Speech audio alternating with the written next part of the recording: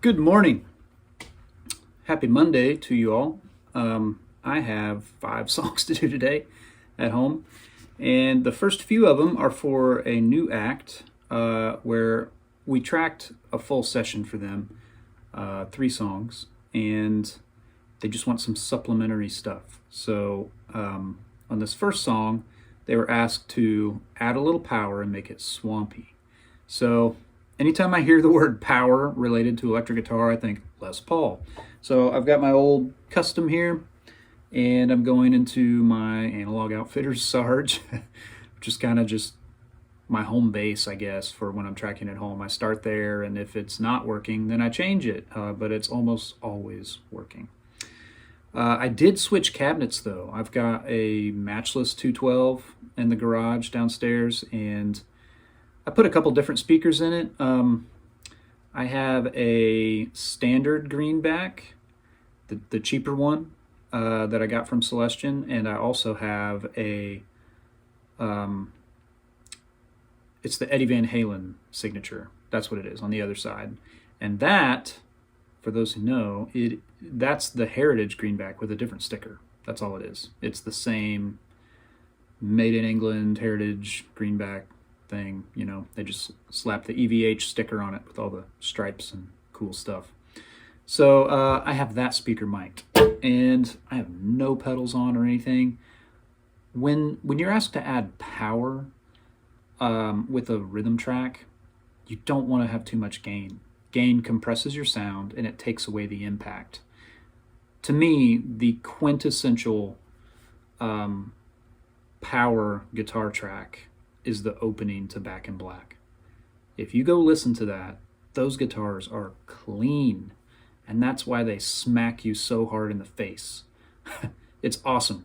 They're using 100-watt Marshalls, new ones. They weren't even using plexis. They were using the late 70s master volume. Like, for a while they made a 4-input master volume. I believe that's what's used on that record. And there's almost no overdrive. I'm using a bit of gain here, but it's all from the amp. So I'm in the key of F. This song's really simple. It's 1-4-5-4, but there's a move on the 4th bar that's kind of a riff that might be a little tricky to get, because I'm going to try to play it in power chords. So that's my tone. And then bar 4 is...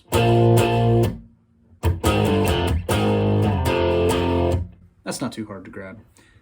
If I miss it, I'll go back and tighten it up. So here we go. I have one guitar doing this already. There's 2 guitar tracks from the session. One of them is a lead, which is a kind of a crazy wah slide thing. And then the other is a power guitar track, but I want to really add some punch and maybe give them options. So there's like a stereo option, so they have that. So let's start there.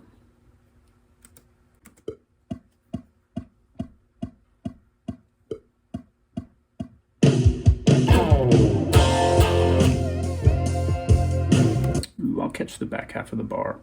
So the full pattern in each bar is...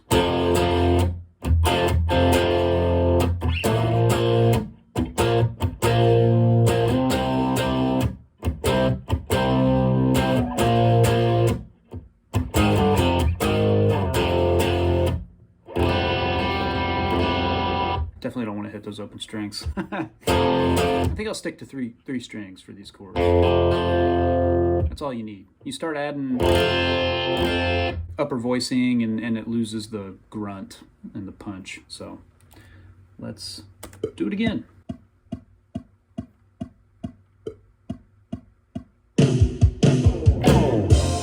I missed the slide. Where is the slide on the other guitar?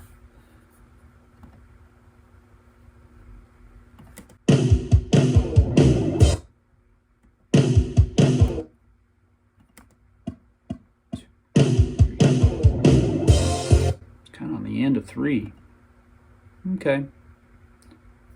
I just want to make sure I match it. You don't want to have slides in different spots. Let's do a little less pre-roll.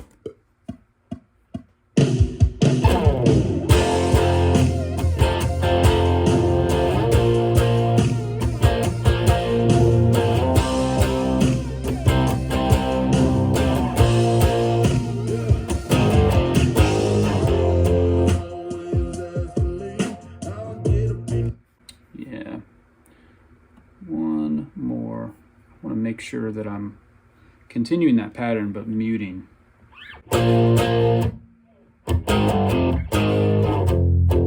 In the verse, I mean. Like I keep the pattern up, but I go to mutes. Kind of like that. Yeah, just from the top. From the top again. Often I take several attempts to start, and then when I get going, I'll get through the track.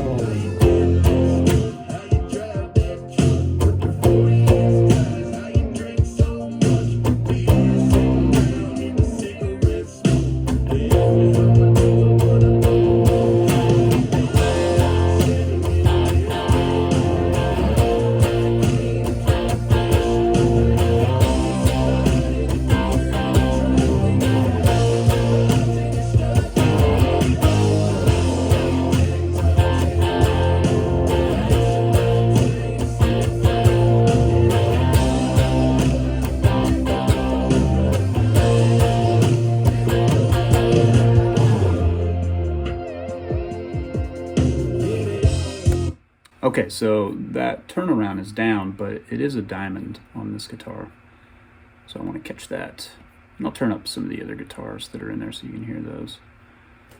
I'm going to grab this diamond and I'm going to double. I kind of like to double as I go so I don't lose whatever pattern I played in each section of the song. So let's punch in here, give myself some pre-roll. At 70 BPM, you only need 1 bar of pre-roll. 2 bars, and then you just are sitting there waiting and waiting.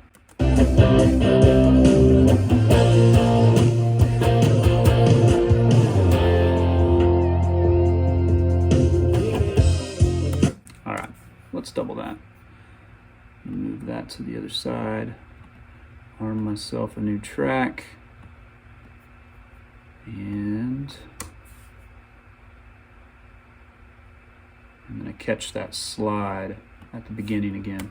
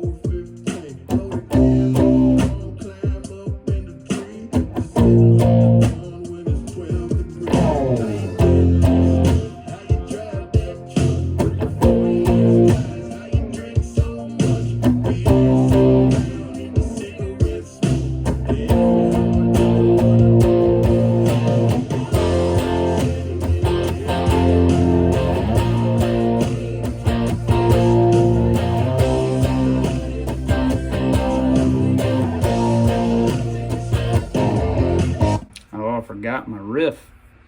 Boom, boom.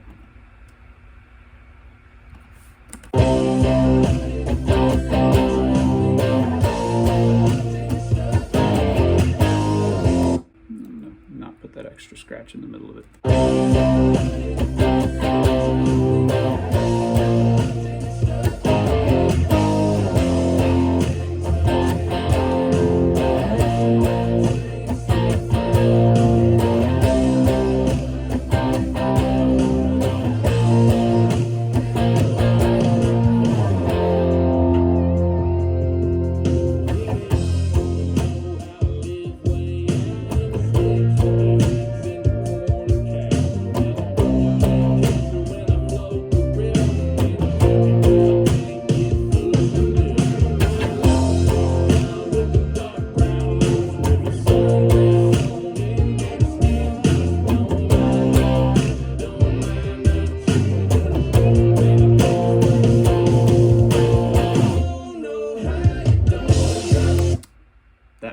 half bar of rest at the end of that verse is the perfect spot to stop and then pick up my double. But I heard something, you may have heard it too, in the intro. My first guitar, I think it's bar 4 of the intro, I didn't play it exactly the way that I wanted to, so my double sounds off. That was on the first track. So you make mental notes of these things as you go by. Let me find that spot and fix that, and then I'll pick up my doubling. Sometimes you can just see it in the waveform, and I can see it here, so it's this spot right here.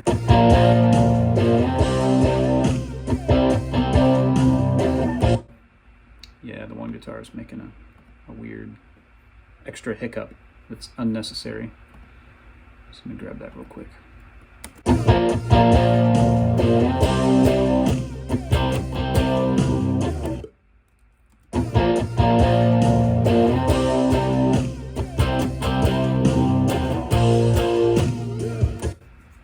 Okay, I think it's only that section. I put an extra mute in there on the first one. So let's listen to him now.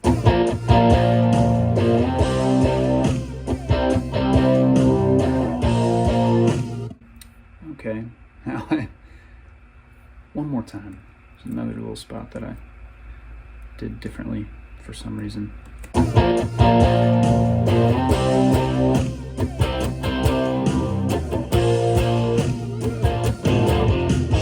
How do these sound together?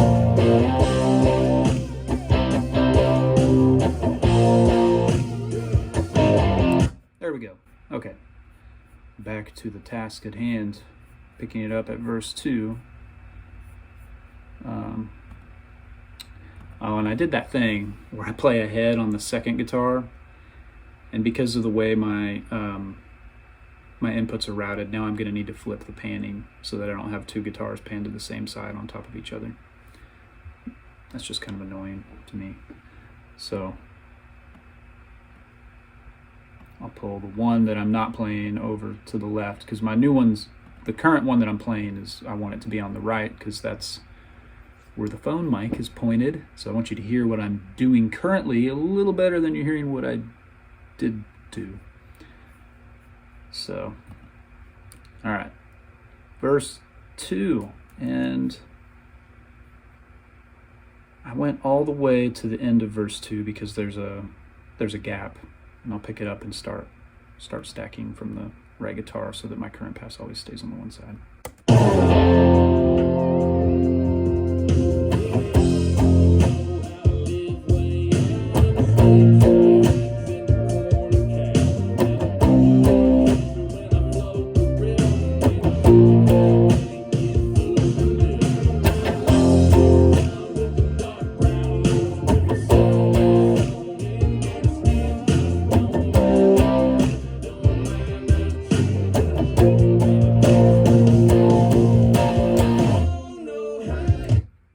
Cool. And I just heard before I quit, before I stopped recording there, I heard a really cool bass slide that I want to jump on as well. Where would that happen to be? Oh, drums and bass are on their own track. So let's solo that and check this out. It's just on the second beat of our 2-beat rest before the next chorus. I'm going to turn these other guitars up even a little more. It's always good to be informed by everything, really, but especially by other electric guitars. I don't want to do something that's very similar but not quite the same as something that already exists, because then the mix engineer is going to get my session and he's going to think, wow, these don't really line up very well, or this part sounds like it has no idea this other part is being played. That's extremely frustrating for engineers.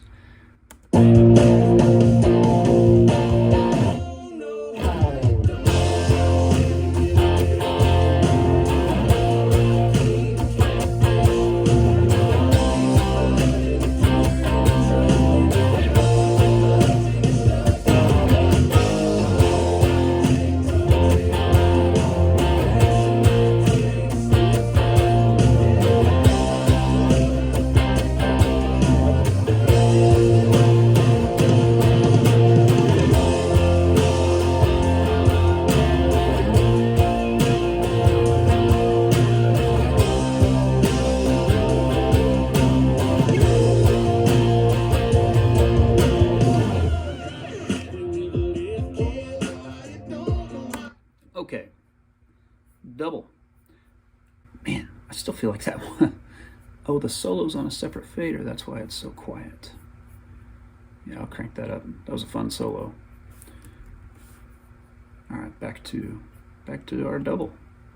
And I'm going to go until that down chorus, and then I'll pick up from where we build back in. That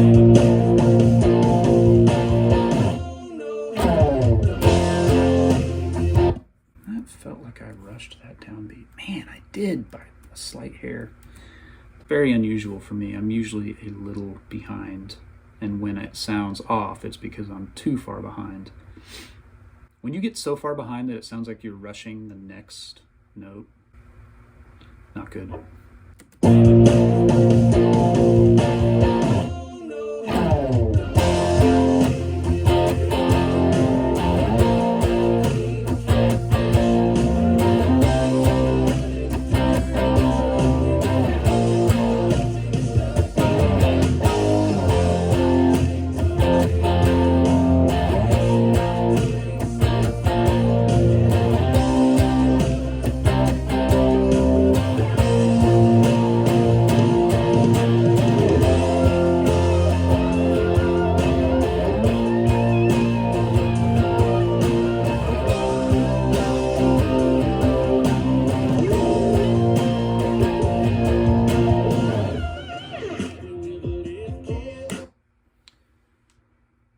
Okay, there was one little that I didn't grab. I want to scope this spot.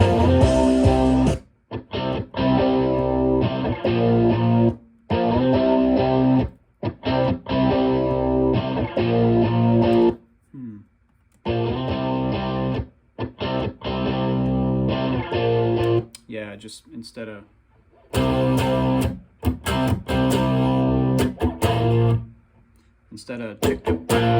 I went, got a match. Matchy matchy. It's the name of the game. Remember that game Memory as a kid, where you had the tiles and you'd flip over and try to find the pairs, and you would remember where the one is and have to find the other? I used to kill my parents at that game. I think they let me win. I don't know. They're always like, wow, you did it again. Maybe they were just messing with me. Anyway, it's got a match. Here's that spot.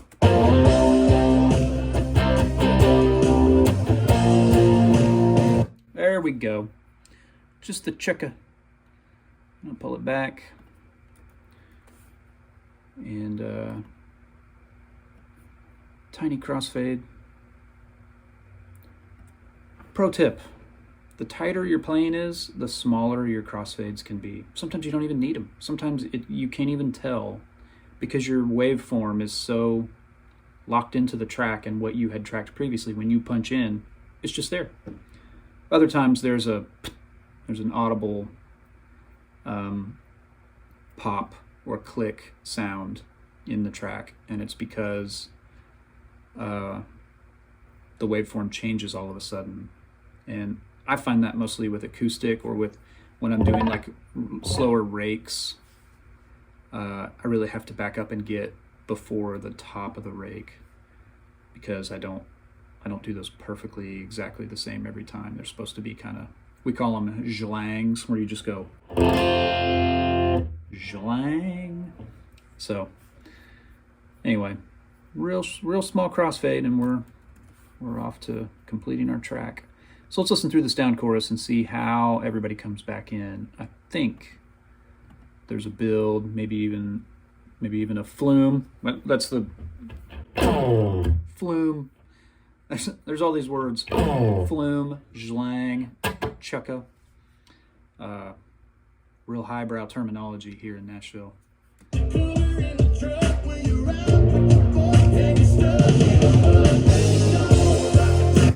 So it's the riff. It's a drum fill into the. So I just need to hit that with them. The drums are the focal point there, and then everybody matches the rhythm of the drums with the riff. Dig back in. Oh, I want to go back to my first track so I don't have to re-swap my fades again.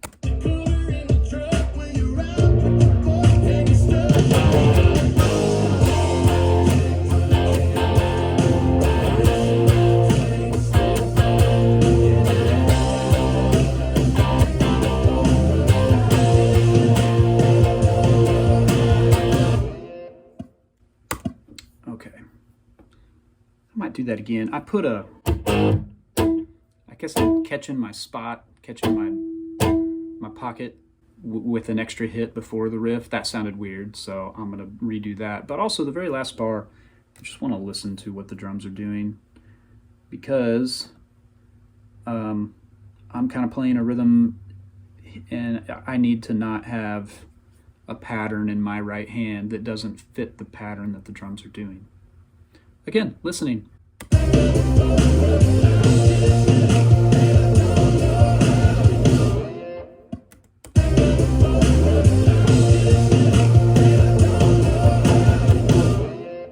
So he's got a dotted thing going. I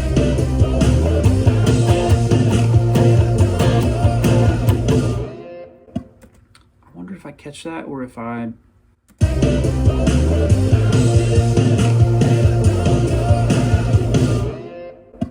Maybe if I'm just straight underneath that. I'm going to get back in at the riff and probably try to just play that bar straight instead of match that dotted feel.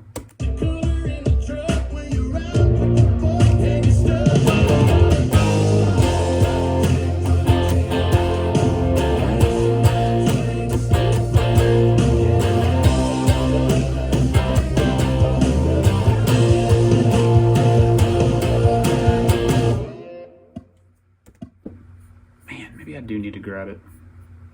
Let's see.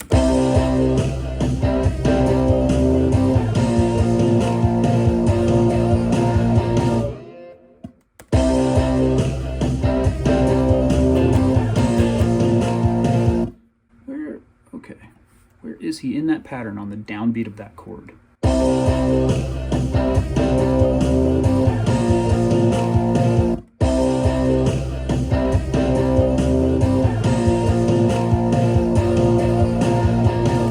He's just on the downbeat with the snare. That's why it's so weird to me, because I keep trying to listen for the snare and the backbeat, but he's doing a dotted pattern with the snare on the downbeat. Okay, I'm going to punch that and see if that works, if I catch that same sort of thing.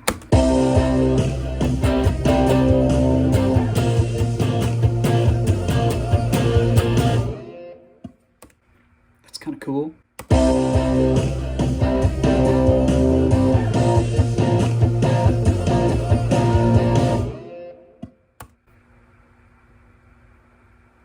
Maybe I leave it more open. My only concern is that the bass isn't doing that, and it's cool the way they're doing their thing together. They're still listening to each other. He's just not jumping on that riff, and it's kind of rock and roll. I want to hear just that track one more time. Just the bass and drums.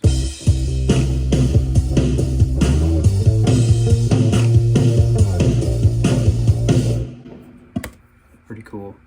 Maybe mine is less chuckas. Keep the same pattern, but let it roll into the next.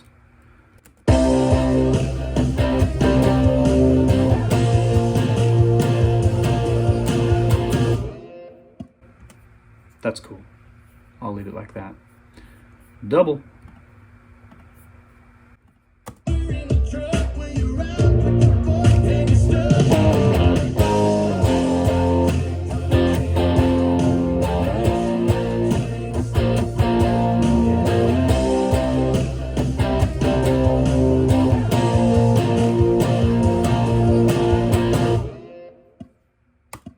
So the other request, first of all, it was swampy power. Add swampy power.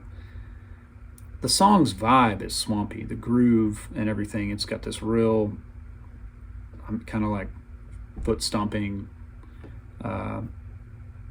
groove to it. So I think that this covers the power. And I don't know if there's anything else that I need to add to do the swamp thing. Maybe it can be a tremolo part, and I'm going to do the tremolo in post. So I guess here's a way that you can add tremolo after the fact. So I'm just going to hit some diamonds in the verse on a new track, low diamonds, and then put a tempo locked bop, bop, bop, bop, bop, bop, tremolo on it.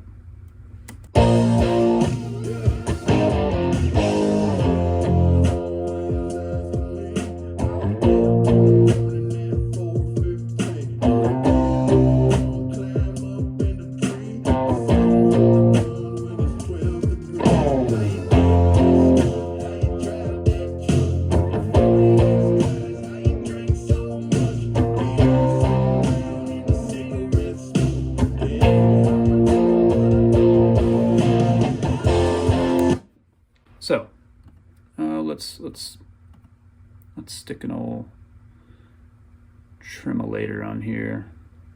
Modulation, where are you? Tremolator mono. This is the Sound Toys tremolo, and right now it's locked at an 1/8. That's probably not fast enough for our vibe here, but what's this sound like?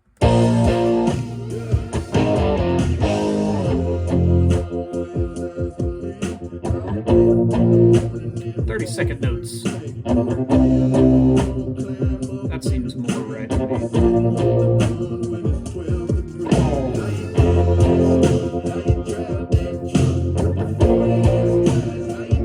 So the cool thing is, I can either send this back as is, but I got to know that whoever's going to mix this owns this plugin as well, or when they open the session, they're going to get a message that says, this plugin's not supported, just so you know. And then the effect that I created this part for isn't there.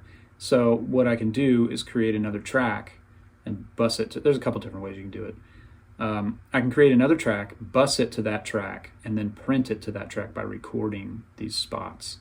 And then that's the one that I send. Or I'll send both and say, this is how I was hearing the tremolo. Here it is printed. Also, here it is with just the plugin on the track that you can turn on or off if you want, or change the wave shape. I guess I want to know what shape I'm in. It says Premiere.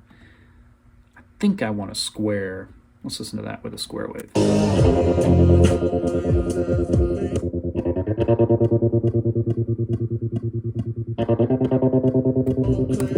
That's cool.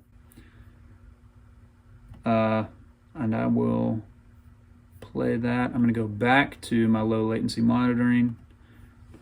It's pretty brutal trying to monitor with the Apollo and Pro Tools. Like it sounds like you're double tracking, like there's a slapback that's too close to what you're actually playing to make sense. So let's see here.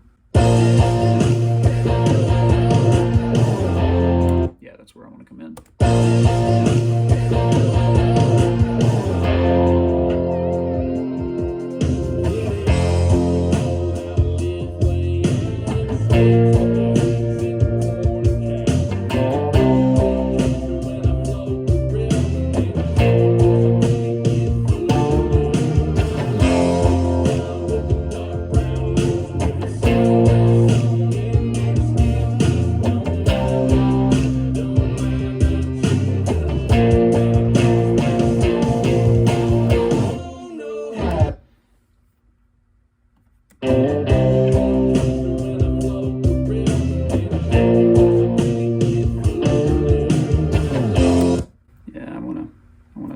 Change that a little bit.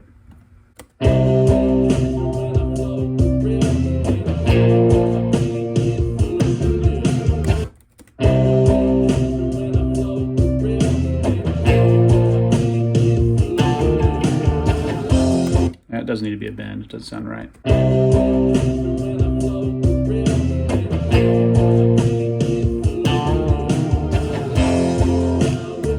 Let's listen.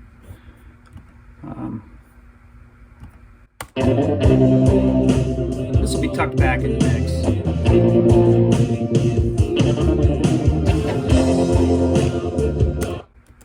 Cool. And just because just in case it hasn't worn out its welcome by then. I mean, they might not want it in verse 2. Let verse 2 be totally different from verse 1. I'm going to put it there just so they don't have to try to fly it. And I'll give them an option that's got a little bit more movement. Down chorus.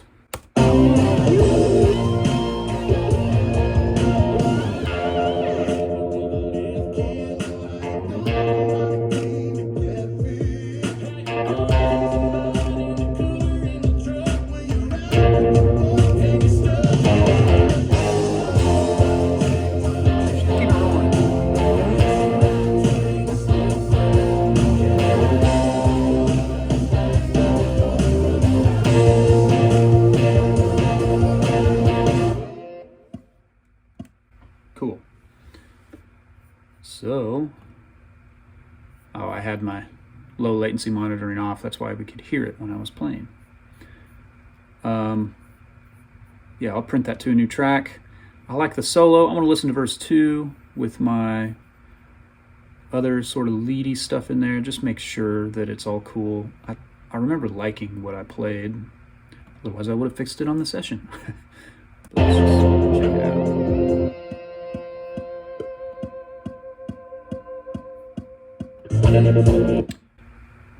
Why? Why are you automated?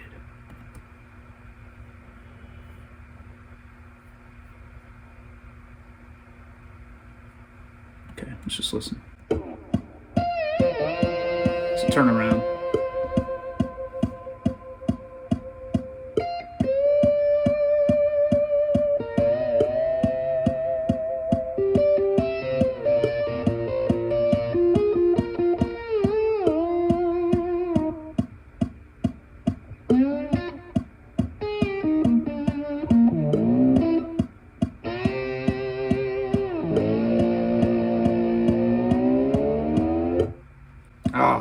That's going to be awesome, especially that last part.